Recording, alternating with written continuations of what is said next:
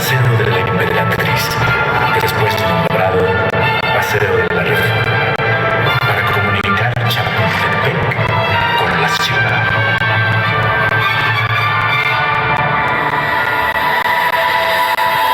La Chinaca, la guerra de guerrillas desatada por todo el país y el retiro de tropas francesas llevaron al triunfo de la República sobre el Imperio.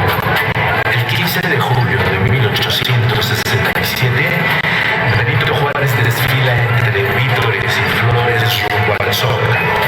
La bandera nacional volvió a izarse en Palacio Nacional.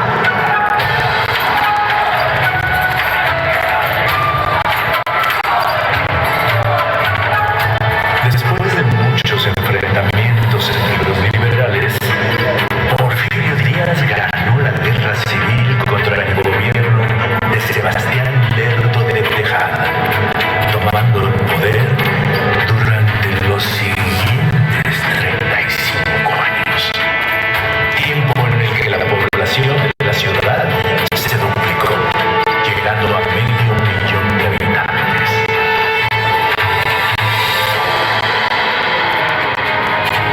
La dura explotación del trabajo obrero y campesino consolidó a una clase capitalista. El positivismo francés influyó en la cultura y fue guía para la transformación de la ciudad. Se fundaron hacia el poniente las colonias Juárez, Cuauhtémoc y Roma para la burguesía, con iluminación eléctrica, agua potable, drenaje. En contraste, la colonia Morelos y nuevos asentamientos irregulares no gozaron de mejoras urbanas. Se construyeron líneas de tranvía que junto con los automóviles desplazaron paulatinamente a los transportes de tracción animal. En la agonía de la dictadura porfirista, se inauguró la columna de la Independencia, con la victoria alada que tiene en sus manos una corona de laurel para los héroes y una cadena rota de 3 eslabones por los 3 siglos de colonia. 10 también dispuso colocar la campana de Dolores sobre el balcón principal de Palacio Nacional. Y arriba se talló un escudo nacional flanqueado por un guerrero mexicano y un soldado español. Más tarde se concluiría el Palacio de Bellas Artes y el proyecto porfirista del Congreso de los Diputados se transformaría en el monumento a la Revolución.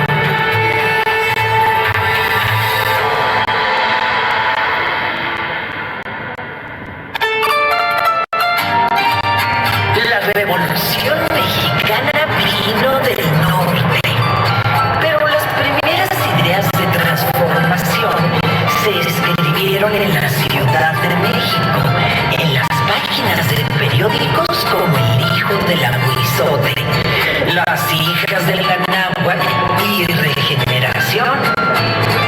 Y aún antes, en las críticas del gran grabador José Guadalupe Posada, creador de La Catrina. Tras el triunfo del primer levantamiento armado, se cuenta que 500,000 de personas salieron a las calles de la ciudad a recibir a Francisco I. Madero.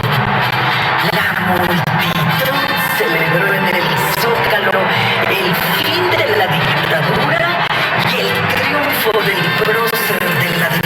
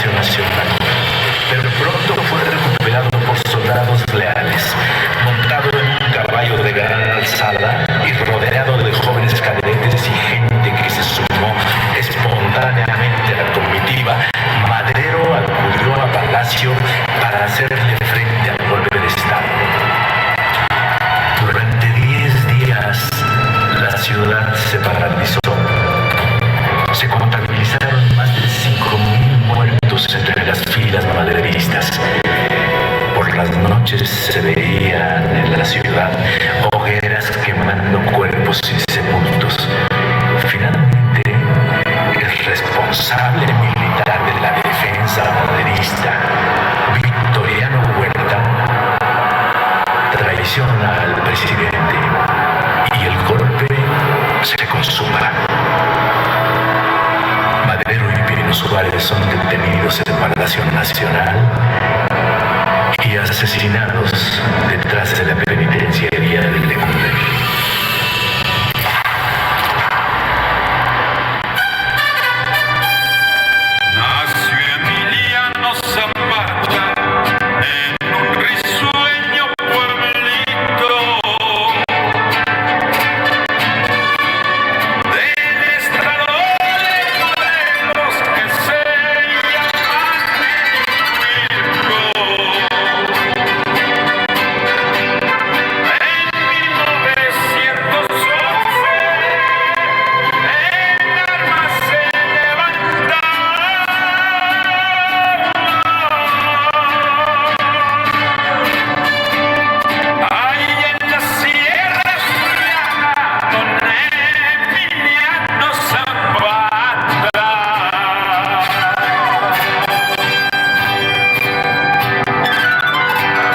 Los alzamientos contra Huerta crecieron por todo el país.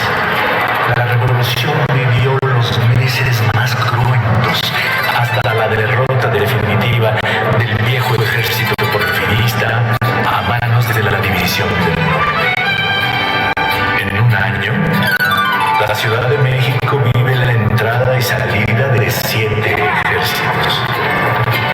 A finales de 1914, la ciudad espera temerosa la llegada de los ejércitos de Pancho Villa y Emiliano Zapata. Es el México profundo que con los anhelos de tierra y libertad impulsó a sus propios dirigentes. Unos días antes, Villa y Zapata se encuentran en Xochimilco, donde se reconocen y hermanan. Los trenes de la División del Norte llegan a Tacuba y el Ejército Libertador del Sur entra a caballo para encontrarse en el Paseo de la Reforma. Entran al Zócalo por la calle Francisco y Madero, bautizada así pocos días después por el propio Pancho Villa, a iniciativa de la presidenta del Club Maderista Lealtad, María Arias Bernal. No son los bárbaros que alertan los periódicos, son hombres y mujeres del campo que toman la ciudad en orden. Acompañan al presidente interino, Eulalio Gutiérrez, para instalar el gobierno de la Convención de Aguascalientes. Durante más de 8 horas, 30,000 hombres desfilan rumbo al Zócalo. Villa y Zapata saludan desde el balcón principal del Palacio Nacional a una multitud que los ovaciona. En un salón de palacio se toman una fotografía para la historia.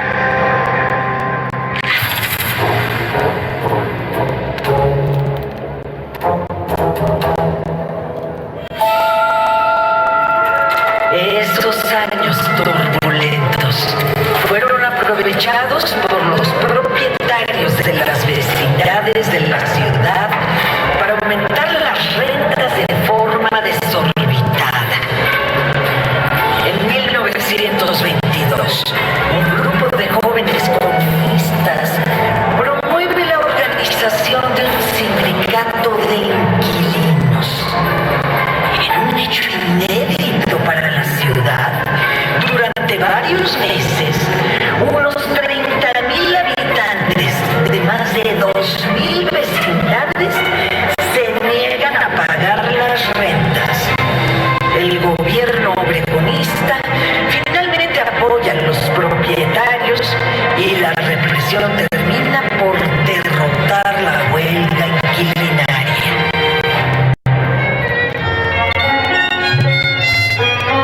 A inicios de la década los 20 se fundan nuevas instituciones públicas para consumar el ideario de la revolución. El automóvil desplaza a los coches de caballos, que son prohibidos en la ciudad. La nueva jefatura de tránsito instala los primeros semáforos y establece el sentido de las calles. La ciudad ve con curiosidad a jóvenes que se suben a los andamios a pintar grandes murales en edificios públicos. Van vestidos con overoles de